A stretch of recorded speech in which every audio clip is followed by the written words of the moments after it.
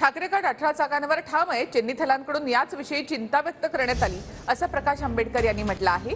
काँग्रेस अध्यक्ष मल्लिकार्जुन खरगे यांना प्रकाश आंबेडकर यांनी पत्र पाठवलं आहे। चेन्नीथला यांच्याशी फोनवरून झालेल्या चर्चेचा तपशील आंबेडकरांनी खरगेंना कळवला आहे।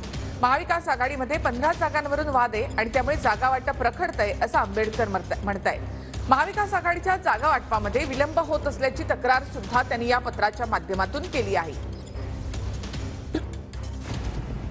लोकसभा निवडणुकीची घोषणा या किंवा पुढच्या आठवड्यात होऊ शकते, मात्र आळशीपणामुळे आणि कुठलीही घाई नाही या वागणुकीमुळे अद्याप महाविकास आघाडीतील जागा वाटप होऊ शकलं नाही। माझ्या मते काँग्रेस आणि उद्धव ठाकरेंच्या शिवसेनेमध्ये 10 जागांवर, तर काँग्रेस आणि शरद पवारांची राष्ट्रवादी आणि उद्धव ठाकरेंच्या शिवसेनेमध्ये 5 जागांवर वाद आहे। मी 9 मार्चला काँग्रेसचे प्रभारी रमेश चेन्नीथला यांच्यासोबत फोनवरून संवाद साधला। त्यावेळी त्यांनी फ्रॅक्चर झालेली ठाकरेंची शिवसेना भाजपसोबत असताना ज्या 18 जागा जिंकल्या होत्या त्यावर ठाम आहे असं सांगितलं। चेन्नीथलांची चिंता पाहून मी असा प्रस्ताव दिला की काँग्रेस आणि वंचितनं एकत्रित बसावं आणि काँग्रेसच्या मनामध्ये असलेल्या आणि महाविकास आघाडीमध्ये मागणी केलेल्या जागांवर चर्चा करावी।